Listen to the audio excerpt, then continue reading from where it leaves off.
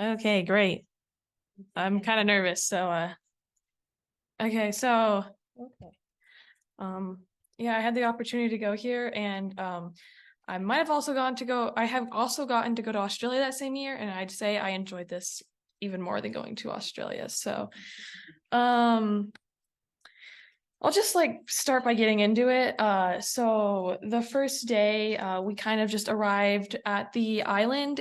We went across just on a 30-second boat ride just over to the island. It's super close to the main shore. And we did this little huddle with the adult camp as well, just to learn where everybody was from and everybody's names. And then after that, we just kind of had some free time. We didn't do too much the first day. It was also my birthday, so it was the best birthday ever. The second day, we started off by doing a early morning bird hike. I don't remember too much about that, but I'm sure it was great. Next, we had a little avian history talk with anatomy and whatnot. We got to hold some eider down, which was crazy because you'd have it in one hand, and then you had your eyes closed and you didn't know what hand it was because it's so light and fluffy. And while we saw that, we saw there was a Cooper hawk that flew overhead with, we think was a sparrow or a mouse in its talons. We saw some other things as well. It was really cool. And on the same day, we also went on a boat ride just around to find any other birds that was there. Common eiders, common terns, loons. There was a bald eagle nest as well. It was crazy huge. I think it was a size of a car. It was insane. Let's see. And then at the end of the day, we were able to band some birds as well. So we had a purple finch, blue jay, and a Harry's woodpecker. So that was really cool. And I hope to get some experiences in banding in the future. The third day, awesome. We also went on another early morning bird hike, but the main interest was mainland birding. So first we drove around and found just these cool little pockets of areas with birds. We found a least flycatcher nest, which was super cool. And yeah, some other birds. And after that, we went on a little bog hike where we found some salamanders. I didn't get to see this guy, unfortunately, but I'm sure it was pretty cool in the moment.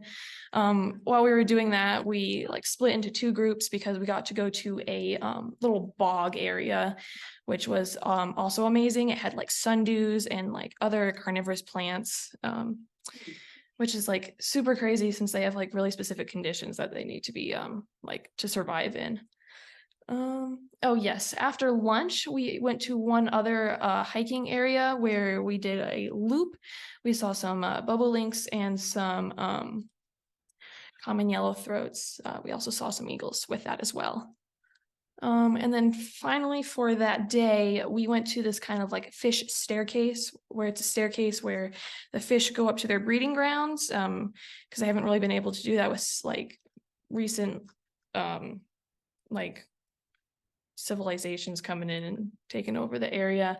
And there was a lot of herring gulls just snatching those fish up, but yeah. Oh, and then at the end of the night, we had a presentation about migration, which was pretty cool. The next day, we went to Egg Rock, which was the big big attraction for this trip. We started out by going on another boat ride just to get there, which took I think 30 minutes to an hour. We saw just a whole ton of birds, gannets, more eiders, so many different things. I think a dolphin popped up at one point. Once we got onto the island, we had to be super careful not to step on any nests. So we would walk up a path and then we'd look around, just if we saw a nest, we'd be eggs or something, just to let the people behind us know that, hey, there is a nest here, do not step on it. Alongside that, there was a nest right next to the main researcher's hut, and those birds were not happy with us, so they constantly flew up and landed on our heads. When we got there, they finally put us in some these little blinds so we could take photos of the birds. And here are some of the photos I got to take. So we saw some Atlantic puffins, which was amazing. If you haven't read about the Puffin Project, go read about it. It's pretty cool. We saw some black guillemots.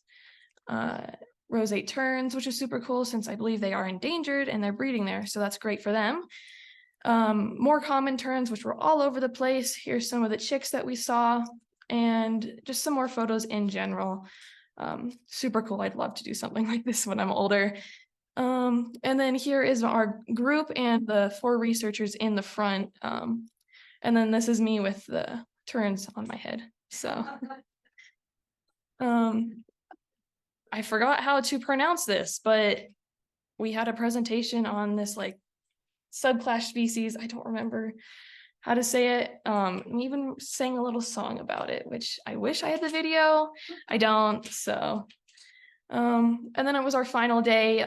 We woke up, had breakfast, and then we went on a hike around the island to like kind of just reflect on how amazing our trip was and just kind of life in general. We went and saw the artist in residence. I'm not the artist in residence, unfortunately, but that was the sign. So, and then here's just some final photos. We got to do like this little like tour of, or not really tour, exploration of like the like kind of reefy area. Found some crabs. There was a horseshoe crab shell that we also found, and we just kind of got some free time to take more photos of birds.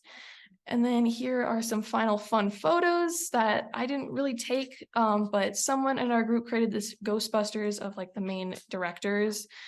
The adults found our favorite bird of the week, the porcupine.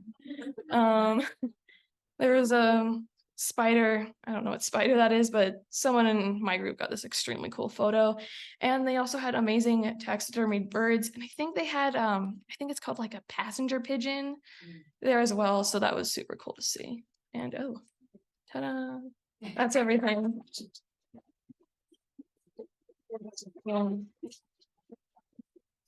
Any questions? Yeah, would you? Any questions?